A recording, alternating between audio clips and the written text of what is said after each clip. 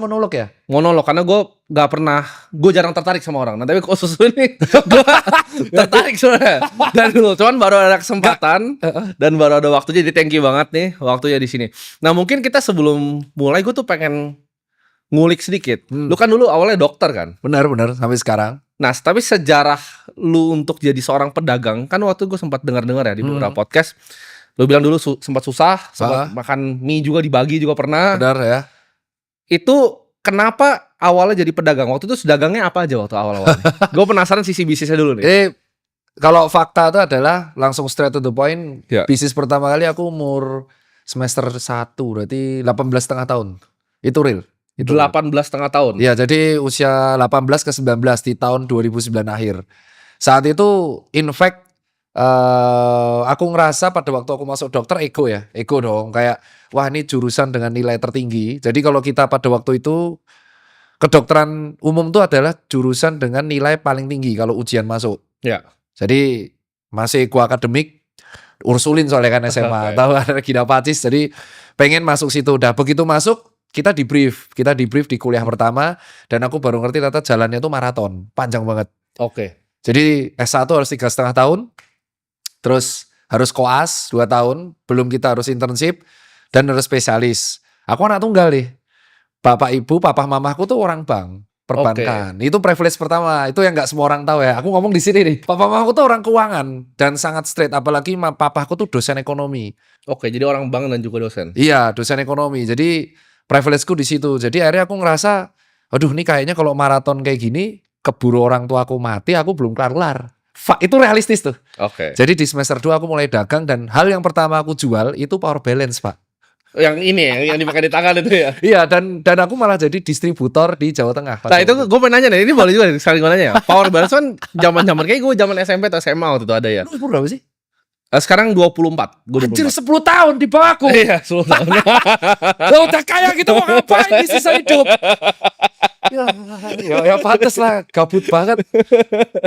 Aduh, itu power balance itu beneran atau hoax? Enggak. Kan lu kuliah dokter kan? Enggak itu. Soalnya gue juga pas ditawarin teman gue tuh kayak sih ini. Katanya bisa apa kan lebih sehat ya katanya. Sebenarnya saat itu kan kalau nggak salah yang jual itu adalah di official, kalau nggak aku sebut merek tuh Point Break sama Planet Surf. Dan aku ingat banget itu jualnya sekitar 400-600 ribu. Dan itu viral gara-gara. Berarti gue kayaknya ditawarin yang KW waktu itu mahal. Ini lucu banget. Dan ternyata itu tuh viral gara-gara yang make mulai pebasket. Oke. Nah, pebasket mulai make nih. Terus viral kan karena aku kan kaskusan. Aku kaskus. Jadi shout out to Andrew Derwis, aku kaskus. Ternyata di forum pada mendebatkan itu. Aku beli ori satu di Point Break. Dan aku beli yang dari kaskus. Gak ada bedanya, Pak. Oh. Bedanya itu cuma hologram. Oke. Jadi akhirnya aku berpikir, ini ori semua nih bagiku nih. Udah aku cari supplier. Terus aku jual lah di kampus. Wih viral Pak, kampus tuh pada beli semua. Sehari aku bisa jual dari 10, 50, 1000. Ya udah itu dagang pertamaku cuan di situ setengah tahun. Baru di bulan ke-7 di tahun 2010 tengah udah mulai laba banyak tuh, udah bisa. Jadi aku ditanya kapan kamu dapat cepek tiaw 100 juta pertama, itu adalah di 19 tahun. 19 tahun berarti itu zaman waktu itu kaskus. Lu berarti jualan dari kaskus. Iya, kaskus. Sama dong jual kaskus. Iya, jual kaskus tuh aku pertama, dan itu no fakta, privilege-nya adalah karena aku tidak begitu kesulitan karena basic papaku adalah bank. Jadi aku muterin uang saku jadi modal gitu terus, jadi cepek. Nah, uang 100 ini jadi jual berikutnya, jual tren. Setelah power balance aku melihat kayaknya trennya mulai redup, aku jual Jamonol. Jamonol tuh yang kecil-kecil. Tahu kan, warnanya beda-beda. Sama kejadiannya. Itu gue juga jualan jam loh dulu. Ori KW-nya nggak ada beda. Iya. Udah di situ triple aku. Dari 100 jadi 150-an atau 160. Nah, habis itu di tahun 2011 aku jualan yang di situ aku kenal Mas Untung Store. Aku jual BlackBerry. Di 2011, lucu kan? Tapi masih kuliah. Kita sama ya? Gue pernah jualan jam. Ini juga tentu nggak tahu nih, gue nggak pernah cerita. Gue pernah jual BlackBerry, tapi bukan BlackBerry-nya, baterainya gue jual. Oh ya? Karena baterai BlackBerry itu gampang meleduk kan dia. Iya benar. Gue pernah jualan baterainya di kaskus. Aku tuh jual BlackBerry. Jadi zaman 2011 saat itu aku punya teman, sekarang dia jadi sekolah spesialis namanya Dr. Alvin.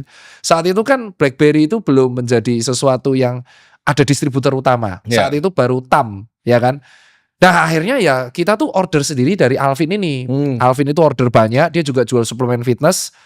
Aku bertugas menjualkan dari jual 1, 2, 3, 5 sampai 25 dan yang paling laris tuh Javelin, Gemini sama Bolt. Sampai apa lah aku? Iya. Itu laba terus. Gemini yang paling murah kan? Iya, Iya, dan itu laba terus. Seneng dong. Iya. Usia masih belum sampai 20, 3 kali usaha bener semua, IPK masih aman, egoku tinggi banget. Itu belum pernah gagal. Failku tuh malah menjual barang yang aku suka. Jual sepatu. Menarik. Gitu. Nah, ini berarti banyak yang hidupnya berubah karena Kaskus ya, Bro ya. Iya, jualan. Memang jadi shout out untuk Andrew Darwis. Kemarin tuh gue sempat main ke klub dia, kan dia bikin klub kan di Pick 2 tuh di akhirnya bikin dia. Dia bikin klub. Gue ketemu dia foto sama gue, tapi gue nggak sadar waktu itu dia. Wah, lu soalnya ada hangover kan? Gue nggak sadar itu dia minta foto sama gue kan. Terus gue sini, ini kayaknya yang bikin Kaskus ya. Gue bilang, bro, hidup gue berubah karena lu. Gue bilang. Sama, bener. Lakuin tuh. Kalau nggak ada Kaskus, kayaknya aku sampai sekarang tetap menjadi dokter spesialis dalam hidup biasa.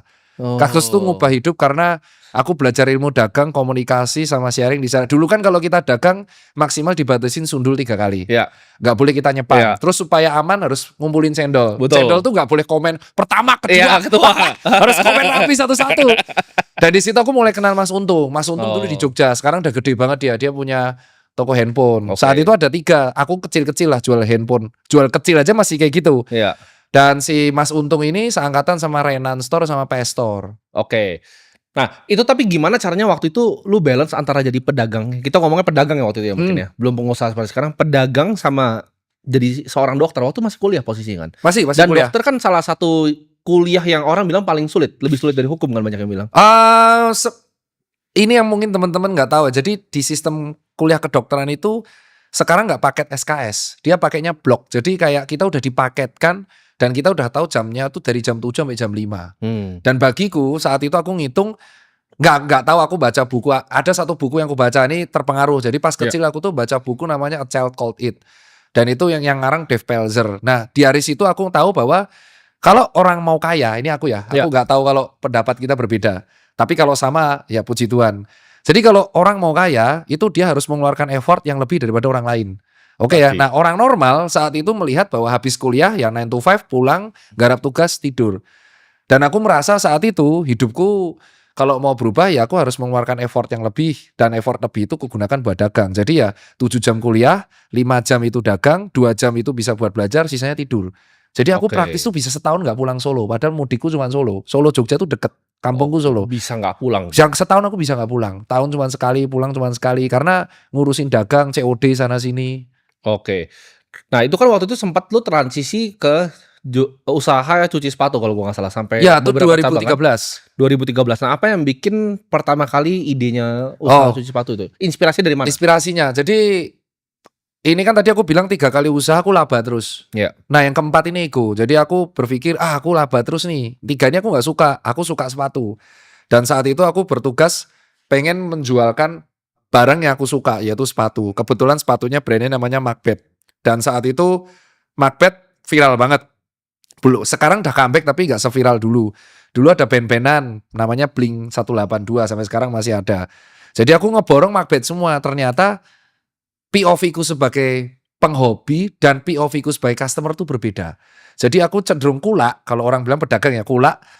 Itu yang menurutku suka, keren. Ternyata ya nggak works, nggak laku. Nah, itu titik rugi pertama. Akhirnya kenal di Kaskus, ada sebuah forum lagi. Nah ini nyelamatin tuh. Kita nyebut forum, ternyata forum itu namanya Sneaker Addict. Dan itu jual beli, selain dia ngobrol tentang sneakers, dia jual beli sepatu bekas. Oke.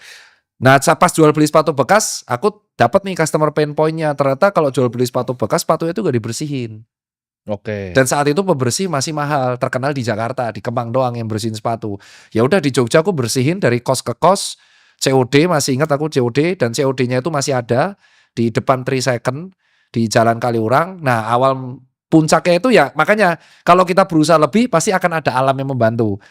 Gunung Kelut itu meletus di 14 Februari 2014. Ya jadi aku nyuci di kos tuh dari 2011. Ya udah penghasilan biasa 2 kali WMR lah, 2 kali WMR Jogja saat itu berarti 3 ribuan.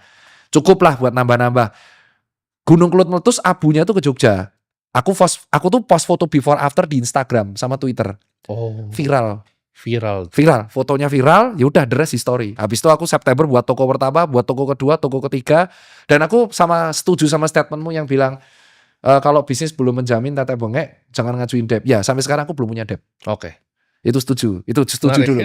Itu setuju. Aku suka statementmu itu. Iya. Itu aku nggak punya debt dan aku hanya muterin equity laba dari equity, ku puterin yang karena bapakku dosen ya aku low risk ya. Jadi equity dari toko 1 jadi toko 2, toko 1-2 jadi toko 3 gitu terus sampai sekarang. Oke, itu berarti yang cuci sepatu. Berarti Iya. lu pernah juga punya, kalau gua salah, titip sneakers. Nah, gue pengen nanya, kenapa bikin bisnis yang titip sepatu, Oh, titip jual sepatu? Karena gini, ini pengalaman gue ya, dan gue lumayan kenal banyak orang yang di industri ini juga, yang besar-besar, dan itu sebenarnya kan banyak yang nggak tahu itu sebenarnya bisnis yang tidak terlalu menguntungkan kan sebenarnya. Karena satu, lu nggak bisa kontrol stoknya, lu nggak bisa kontrol pricingan itu sepatunya orang, lu mesti ada beban autentikasi, lu mesti ada shipping dan segala macem, logistiknya berat. Betul. Dengan margin cuma 10-30%. Ya betul, tepat sekali, nggak ada beda ya. Tapi salah satunya jadi gede di Cake Avenue. Iya. Ini menarik nih, tadi riset karena data. Oke. Jadi di Instagram itu aku titip jual itu lewat Instagram. Namanya dulu Cipeng Store. Itu julukan awalku terus jadi Cipeng Store itu yang membuat awal mula Instagramnya Tirta dari 10.000 menjadi 150.000 tuh Iya. Cipeng Store. Alasannya simple karena aku punya industri cuci sepatu. Aku tuh saat itu kan belum ada AI semasif ini, belum ada sumber data. Aku juga belum tahu cara analis data, belum bisa connect engineer. Aku hanya pakai cara bodon kalau sepatu yang paling sering dititip jual itu adalah sepatu yang paling sering demand-nya paling tinggi. Oke. Relate ya. Jadi aku nggak peduli tuh karena costnya kan cuma markup 100.000, Yes. sehari paling laku 10 itu cukup bisa buat bayar pulsa atau gaji admin. Tapi kita tahu misalkan di bulan Oktober yang titip jual tertinggi fans autentik saat itu. Berarti aku akan buat konten YouTube fans autentik dan aku Oke. akan ngebuat promo cuci sepatu khusus fans. Oke. Jadi aku mempelajari bahwa titip jual itu kita akan bisa mempredik tren sepatu apa yang lagi dicari sama market saat itu. Oke. Tapi memang nggak ada labanya, itu betul. Labanya tuh sangat boncos. Dan aku termasuk angkatan pertama sebelum Lucky Cat, Unbranded dan kawan-kawan. Oke. Dan gara-gara itu bisa nebak. Yang paling sering dititip jual di 2018-17 tuh Vans. Oke. Terus 2019 tuh peralihan ke Jordan, Chicago, Off-White semua. Ya. Sampai akhirnya aku udah tutup karena sudah gak ada waktu. Sekarang datanya kan aku sudah punya CTO kan yang bisa mengolah. Ya dari situ kita bisa mempredik, oh ternyata hari ini yang demand tertinggi sepatu lari, maka kita akan membuat movement lari, that's it. Oke, menarik. Jadi itu memang awalnya sepatu berarti karena kecintaan kan. Ya, Tapi kalau sekarang gua tanya, bisnis Dokter Tirta ini ada apa aja, Dok? sekarang? Oke, ya Yang sekarang digeluti itu apa aja, dan apakah personal brandnya ini termasuk ke dalam bisnisnya. bisnis juga? Ini pertanyaan menarik nih. SPT ku tuh tinggi tuh, sembel. Aduh, ya ampun, nyetor pajak. bukannya bagus SPT tinggi? Betul, penyetor tertinggi ya kan, penyetor termasuk tinggi, jadi seneng lah. Bisnis utamaku yang nggak semua orang tahu aku tuh konsultan beberapa perusahaan. Oke. Itu yang pertama ya. Jadi aku menjual intelektual yang aku punya itu untuk konsultan beberapa perusahaan di bidang fashion dan FMCGs. Oke, jadi kayak Strategis.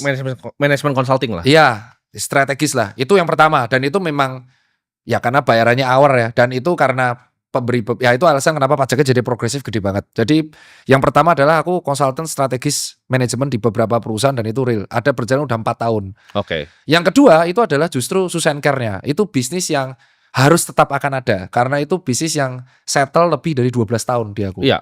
Itu udah 12 tahun berarti 12 tahun. Tahun ini tahun 13 dan itu nggak bisa ku apa-apain gitu. Nggak bisa ku eskalasi itu yang mentoknya segitu, ku turunin nggak bisa. Jadi dia growth-nya paling 2%, 5%. Tapi harus tetap ada karena itu sejarah Oke. historical.